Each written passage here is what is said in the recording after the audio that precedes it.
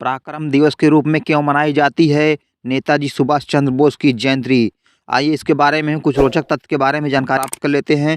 नेताजी सुभाष चंद्र बोस भारत के महान क्रांतिकारी थे और उन्होंने आज़ादी के लिए कई आंदोलनों में भाग लिया और साथ ही साथ आज़ाद हिंद फौज की स्थापना भी की थी।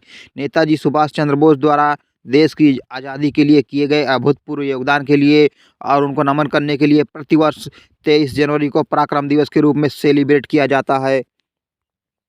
और इस प्रकार भारत के महान क्रांतिकारी, विभिन्न आंदोलनों के अगुवाकार, नेताजी की उपाधि प्राप्त करने वाले सुभाष चंद्र बोस को सम्मान और उनके पराक्रम को सराहने के लिए प्रतिवर्ष 23 जनवरी को सुभाष चंद्र बोस जयंती के रूप में मनाया जाता। सुभाष चंद्र बोस के जन्म की बात करें तो नेताजी का जन्म 23 जनवरी सन 1897 में उड़ीसा के कटक में बंगाली परिवार में हुआ था।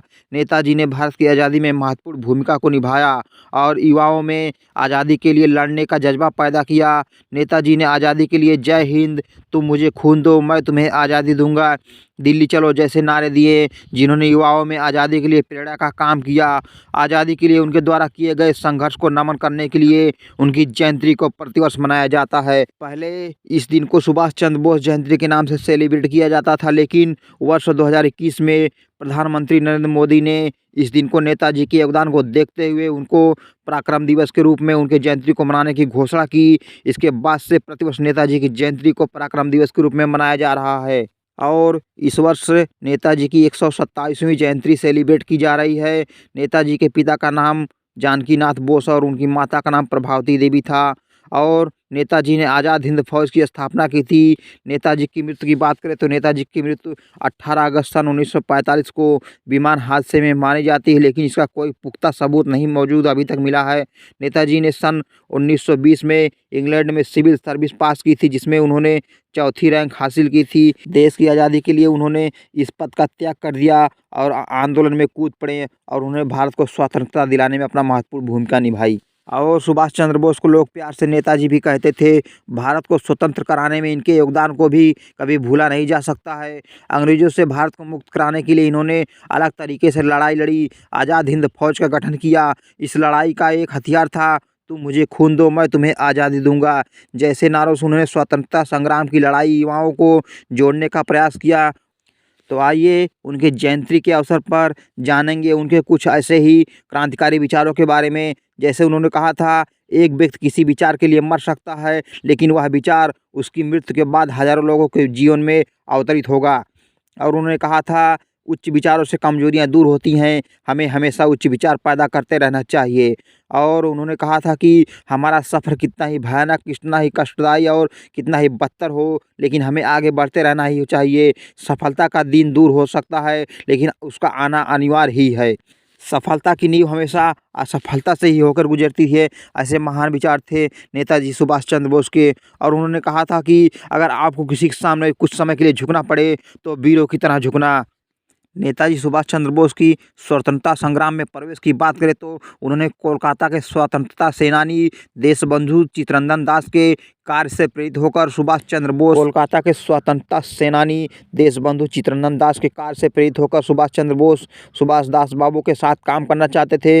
इंग्लैंड से उन्होंने दास बाबू को खत लिखकर उनके साथ काम करने की इच्छा को प्रकट किया।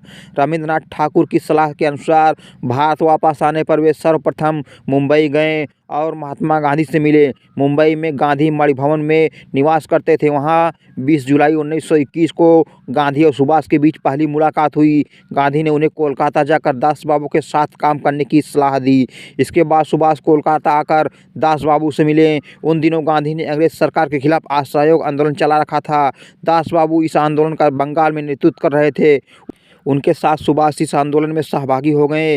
गांधी द्वारा 5 फरवरी 1922 को चौरी चौरा घटना के बाद असहयोग आंदोलन बंद कर दिया गया और जिसके कारण 1922 में दास बाबू ने कांग्रेस के अंतर्गत स्वराज पार्टी की स्थापना की।